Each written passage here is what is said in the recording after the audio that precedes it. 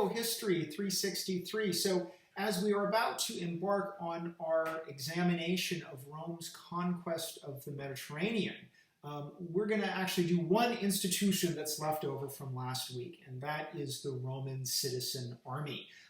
Arguably, for the purposes of Roman imperialism, perhaps one of the most important institutions of the Roman state. And indeed, from the perspective of the common citizen, who may only occasionally, if ever, vote in an election, the Roman army is the primary interface between Roman citizens and the Roman state. And so, therefore, simply for appreciating the nature of the Roman Republic, Roman politics, it's important to remember that most Romans experience the state through the interface of military service. Now, the key takeaway from this video is that the Roman army is a citizen militia. It is, at least during this period of the Republic. And that is very different from the way that we think effective military should work today. So let's take the American army. It is, by design, a professional force. Officers, including perhaps some of you who are in ROTC, undergo special training, either through ROTC or West Point. They subsequently commission and continue to not only hold special training, but be promoted up a very clear hierarchy of ranks. And it's expected for both officers and enlisted that many soldiers will serve for an extended period of time. There's actually a retirement benefit for those soldiers who serve up to 20 years. And so that means that the full-time active duty armed forces are full of soldiers with long periods of service. Also, the fact that we have a standing army with standing units is actually indicative of a kind of modern professional force. There are units, like say the 82nd Airborne, that have been continuously operating for a very long time, in the case of the 82nd Airborne since World War II. And that means that the unit itself is a kind of repository for military knowledge. In the case of the 82nd Airborne, how to jump out of airplanes. And that knowledge is maintained by the sort of hive mind of the unit, even as individual soldiers circulate in and out of it. And indeed, for most modern armies, standing units are, again, an important way to maintain capacities and skills, because the standing unit kind of transcends any individual soldier who serves in it for whatever period. The Roman army has almost none of these things. Its officers, the military tribunes, the quaestor who serves as a quartermaster, the praetor or consul who commands it, are all elected magistrates of the Roman people. The reason they're there is not because of any specialized training, but because they've won an election. The next gradation of officers, the centurions, are probably elected by their soldiers during the levy. Rather than having soldiers being a kind of specialist class, specialist technocratic class within society, almost every able-bodied Roman citizen is required to serve in the Roman army. And they don't serve continuously. They may come serve for a couple of years for a campaign, go back to their farm, serve for a couple more years, go back to their farm. This leads to a discontinuous service. There are furthermore no standing units. So Roman legions are raised for a campaign. They may serve for the duration of that campaign. In a few instances, say during the emergency of the Second Punic War, some legions will serve for an extended period of time. But in most instances, a campaign only lasts a few years, and then the legion is disbanded. So legions are constantly being raised and disbanded. Soldiers themselves serve and are discharged. Again, Roman military service is something that is broadly shared by the entire citizen body. Not a professional army. And of course, I say that as a bit of a puzzle. we think of, say, the professional qualities of, say, the American Armed Forces as something that makes them particularly good and particularly effective. And the Romans have none of those things. So one thing we should kind of ask ourselves is, how can a citizen militia effectively conquer the entirety of the Mediterranean? That's a question that should kind of carry over when we think about weeks to come, the Punic Wars and the Macedonian Wars. Why should this citizen army be any good? I actually think it is quite a puzzle. So first off, let's just talk briefly about some of the changes to the Roman army that had taken place during the early Republic, going into the Middle Republic. In the early Republic, the Roman army seems to be a relatively narrow muster, largely drawn from sort of the wealthiest men, probably maybe the top 10 or 15% of society. And there's evidence that it's similar for Greek city-states, that hoplites aren't actually kind of common middling, yeoman peasants, but actually represent kind of a sort of broader upper class, the top 10%, the top 15%. If you want to call them the upper middle class, we can, although again, modern American notions of class don't really apply very well to the ancient world. But it seems that only a small number of Romans, of the Roman census categories, actually serve as the heavy infantry, hoplite infantry. And in the 5th and into the 4th centuries, it seems that these are equipped to fight like Greek hoplites. So they actually use the same type of arms and armor that are predominant in Greece, and hoplites are defined by their aspis, a big round rimmed shield held with a double grip. And we also have a lot of evidence for people in central Italy and beyond using Greek-style helmets, Greek-style muscle cuirasses. So there are some minor differences, but the basic equipment is the equipment of a Greek hoplite. And again, it also seems that this is not used, the Roman army does not recruit widely. And again, when you think about the social stratification in early Roman society, it seems that many of the plebs simply can't serve in the army. They're too poor, they're too burdened by debt, they are serving as debt slaves in nexum contracts to their betters. So one important effect of the struggle of the orders is to improve the lot of a lot of common Romans through land distribution, taking land from they, giving it to plebeians, eliminating the nexum debt bondage contract, sending poor men out to Latin colonies so that they can have the land that they need to serve. All of these things seem to actually dramatically increase the number of Roman men who can serve in the Roman army. Importantly, this allows the Romans to themselves raise bigger armies. The early Roman armies, say in the 5th century, according to antiquarians, consist of about 3,000 men. The Romans, by the middle of the 4th century, are perhaps raising 2 legions, one legion for each consul, and that would perhaps be 8,000 men.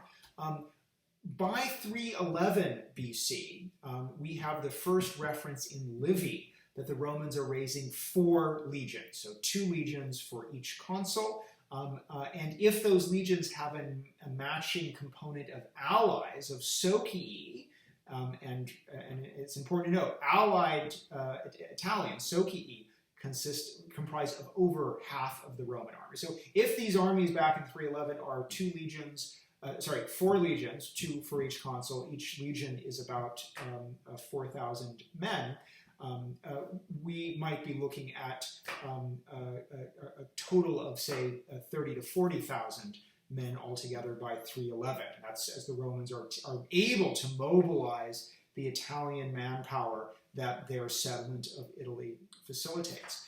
So over the course of the 4th century, the Romans dramatically increase their pool of recruits, and they also dramatically change the type of material culture they use. The Greek panoply goes away and is replaced by a new set of panoply that is largely borrowed from the Celts, from Celtic peoples who the Romans have encountered. There are people who sacked, the Senones sacked Rome in 390, as we discussed. Celtic peoples are living up in the Po River Valley, and so Romans are having both violent and, in some instances, non-violent contact, and Celtic panoply, therefore, is entering into Italy, and the Romans adopt it perhaps more enthusiastically than most other Italian peoples. So in some ways, when we look at a Roman soldier in the Middle Republic, a lot of his panoply is actually derived from the Celts. So what we do is let's actually just look at a Roman soldier head to toe. So at the top, a Roman soldier is protected by a helmet. The most common helmet, without question, is the Montefortino helmet, named after the Celtic Montefortino cemetery, where these models were first discovered. It's characterized by a high dome and a button or a knob at the top, and that knob can serve as a crest clamp. So you can actually anchor a crest of feathers on the top of the helmet. The helmet itself seems to be made out of cast bronze, so actually unusually thick for an ancient helmet. Very, very good protection for the head. And oftentimes has cheek pieces, sometimes metal, and in other instances they may have been made out of leather, that provide some protection for the face, but still the helmet provides also very good vision. So you've got a pretty good, one problem with helmets is how they limit the situational awareness of a soldier. Roman soldiers, even with the cheek pieces, have a pretty good field of view. So we've got a kind of Celtic-derived helmet. Going down and looking at body armor, the most effective type of body armor that the Romans have is a mail shirt, sometimes called, probably erroneously called chainmail, but consisting of little riveted, interlocking rings of iron. Chainmail is also, as far as we can tell, a Celtic technology. The earliest examples of mail all show up in Celtic contexts. But mail is a very, very good form of armor. And it seems that indeed of the wealthiest Roman soldiers, those who are in the first class, the prima classes, are required to purchase a mail shirt. This is a form of armor that is actually mandatory if you're wealthy. And indeed, by the time we get more visual depictions of soldiers by the late 2nd, early 1st century BC, it may be that mail is worn by almost all Roman infantry.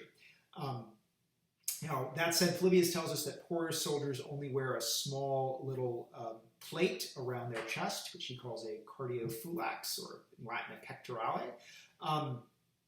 And so it is, in the Roman army, say during the Punic Wars, it's quite likely to tell a rich soldier wearing a nice protective suit of mail, and a poor soldier who may at best just have a little plate to protect his thoracic cavity, or may have no armor at all. We do have images of soldiers who aren't wearing any body armor beyond the helmet or greaves on the shins. Now, fortunately for those soldiers who don't have body armor, the Roman oval shield, the scutum, does provide very good protection. And again, this oval shield, which is made out of plywood strips, and then has a big spine with a boss to protect the hand behind the shield. This is referred to as the barleycorn boss.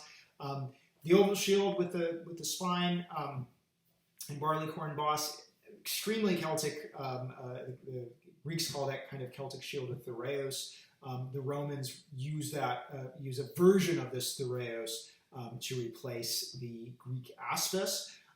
One big difference between the Greek aspis, other than the aspis is circular and the Roman scutum, that's the name for the Roman shield, is an oval, is that the Roman scutum is a single grip shield. So it's held from a single grip in the middle of the shield. And on one hand, the one advantage of the aspis is the significant weight of the shield is distributed across the arm and can even be rested upon the shoulder. One disadvantage is it is a little more unwieldy, and it is somewhat more difficult to lift the shield over the head, whereas a Roman soldier with a scutum can move it around, lift it up, although it's a heavier shield, and also simply plant it in front of him on the ground if he wants to take a position to fight. So it is a good shield for Romans who will actually fight in a somewhat more open and fluid formation, and so therefore having a big body shield to protect you is a real advantage. And again, it's also again a shield of somewhat of a Celtic design. Now, in terms of offensive weaponry, the first thing that a Roman has is 2 javelins. So most Roman infantry carry 2 javelins. These are called pila, singular pilum, and these are javelins that may also be Celtic in origin. We find these types of models up in Celtic cemeteries in northern Italy. They may actually be related to a type of javelin, of all iron javelin that it actually turns up in southern France and eventually goes into Spain. But the key element of all of these javelins is that they have a long iron shank at the end. And what that means is that the tip of the javelin can penetrate through a shield, but because the shank is thinner than the tip of the javelin, the thing keeps going. So it can actually penetrate the shield and then keep punching through the shield to hit the person behind it. This is a javelin that's then adopted by the Romans. And again, Plinius tells us that most Roman soldiers carry 2. So a key element of Roman infantry combat, whether it's skirmishing or right before a charge, is javelin throwing. In a skirmish, just sort of throwing back and forth, and then if you're going to charge the enemy, you can throw your javelin in a kind of mass volley, and then draw your sword and attack your enemy as they become discombobulated by all these javelins hitting them at once. Now, one downside of having a javelin as your primary weapon is you don't have that much ammunition, right? You throw your first javelin, you throw your second javelin, and then darn, you're fresh out. So with that, the Romans will draw their sword, their gladius, and notable is gladius is in fact a Celtic word. The Romans actually do have a perfectly good word for sword, acies,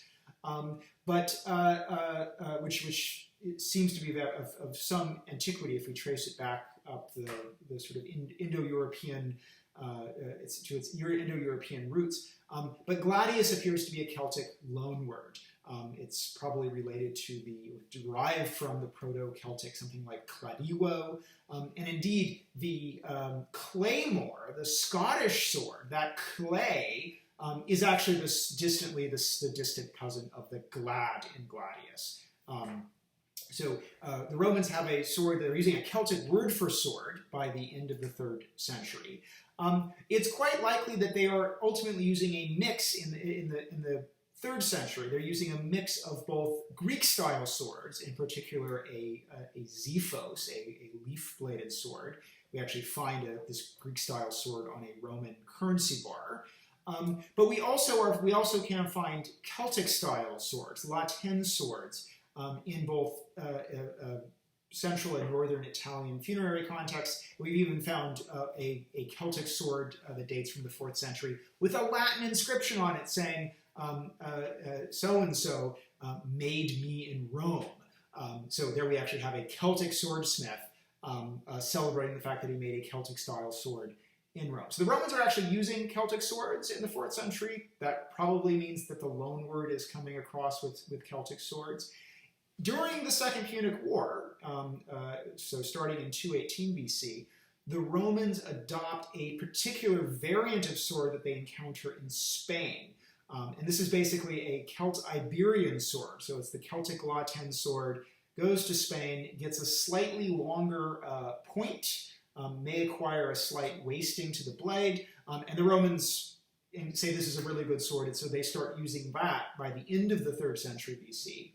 And so the gladius hispaniensis becomes the kind of Roman national weapon going forward that'll be used in the 2nd and the 1st centuries BC. And because the Romans have thrown away their javelins, the sword is particularly important. That's all a Roman soldier has left after the initial volleys. All right, so that's the Roman panoply. What I want to do is then talk about sort of Roman or military organization. Romans are organized into units. The most basic infantry unit in the Roman army is the centuria, the centuria. This has anywhere between 60 to 80 men and is commanded by a centurion, who perhaps is one of the most important leaders in the Roman army. Sort of socially, centurions are kind of akin to modern-day sergeants or NCOs. They don't come from the upper classes. They come from the same social class as the soldiers that they command. But their function is really more of what we might associate junior officers, so company commanders, say, commanding 60 to 80 men. Now, centurions are elected by the soldiers themselves during the levy. So again, while during the imperial period, centurions will be these sort of old, grizzled professional figures, because after Augustus, Rome does develop what we would consider, I think on our own terms, a professional army. But we should remember centurions in the Republican period are likely not that much more experienced than their soldiers, because the Roman army, as we'll see, is organized by age. And in many instances has been elected by the soldiers that they are commanding. Now, if a centurion dies on a campaign, it seems that the consul would then simply appoint another centurion to fill that position, a kind of battlefield commission. But when a Roman legion is levied, one of the things they do is elect the initial centurions to lead it. So a century is commanded by a centurion. Now, two centuries are yoked together to form the most important unit in the Roman army, the maniple. So maniple has about 120 to 160 men, two centurions. The centurion, the senior centurion, the guy elected first, the prior centurion, his maniple is on the right. The junior centurion, the centurion who's elected afterwards, the posterior, his maniple is on the, his century is on the left, and they fight as a single unit. The maniple is the dominant tactical unit of what military historians call the manipular legion. The manipular legion itself is divided into three battle lines, the triplex acies. Each battle line has 10 maniples. So a legion overall has 30 maniples. And the battle lines are again, divided by age. So the youngest men, the men who are like in their 19, 20, they actually aren't assigned to the triplex acies. They fight out in front as skirmishers called velites. And those velites actually have a slightly different panoply than the rest of the heavy infantry. So all that panoply I told you about, the velites will carry a sword. They usually don't wear a helmet, but may have a kind of animal skin that they'll wear over their head. They, instead of pila, carry lighter throwing spears, or darts maybe, 5 to 7 of those. And they carry a small shield, a small round shield, probably that still has a single grip. So it's not a Greek aspis, but it's a smaller shield. This makes them, they don't really wear any body armor. This makes them really fast and maneuverable. And so each legion has about 1,200 velites that goes and screens the legion to the front. They skirmish against enemy skirmishers, and they also create hold the ground as this kind of cloud of skirmishers that allows the legion to actually mobilize into position. So you've got your screen of very young teenage guys or guys in their very early 20s. Then of the three lines of heavy infantry, of the triplex acies, you have the hastati, probably men in their early 20s, 10 maniples of those. You've got your princeps as the second line, probably men in their mid-20s. And then the final line are the triarii, men who are in their either late 20s or 30s. Probably 35 is seen as kind of the upper limit of practical Roman military service. And the triarii are a little different themselves. Their centuries only consist of 30 men, so there's only 600 triarii in a legion. And they also are armed with spears rather than pila. And the idea is that they, if the first two lines are defeated and pushed back, can form the bulwark of the legion. Indeed, the Romans have a saying, it's come down to the triarii, ad triarios redici, which is a way of saying, oh gosh, we're at our last reserves. We're really in trouble if it's come down to the triarii. So those are our sort of three lines of Rome. So 3 lines of heavy infantry screened by velites. Overall, there are between 4,200 to 5,200 soldiers, infantry soldiers in a Roman legion. And then each legion also has a component of cavalry, the equites.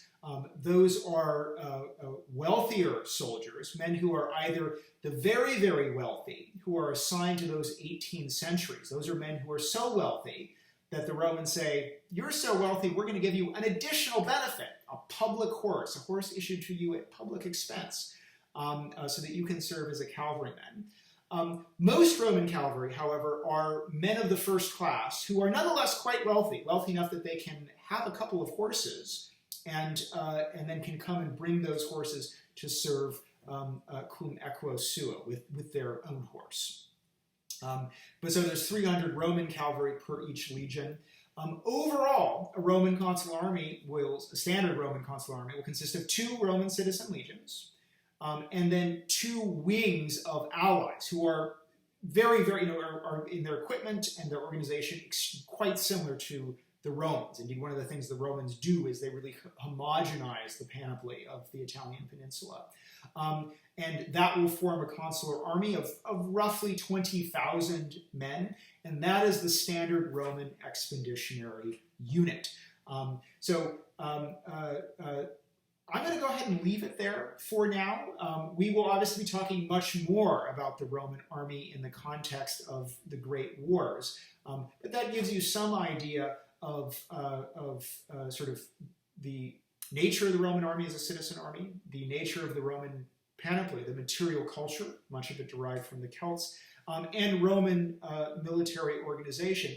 Note that the Romans, and we'll talk about this a little more, the Romans fight in, the maniples make the Roman legion a very flexible and modular tactical entity. And we'll think about how that can be important when the Romans are confronting the big, bulky, deep phalanxes of the Macedonians and other Hellenistic rivals. All right, we'll talk more soon as we dive into the Punic Wars next.